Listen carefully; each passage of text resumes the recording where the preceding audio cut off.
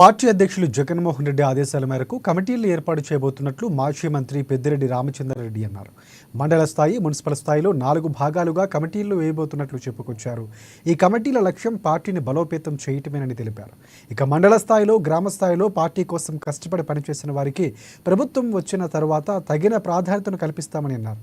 త్వరలోనే నియోజకవర్గ స్థాయి, మండల స్థాయిలో పార్టీ సమావేశాలు నిర్వహిస్తామని తెలిపారు పెద్దిరెడ్డి.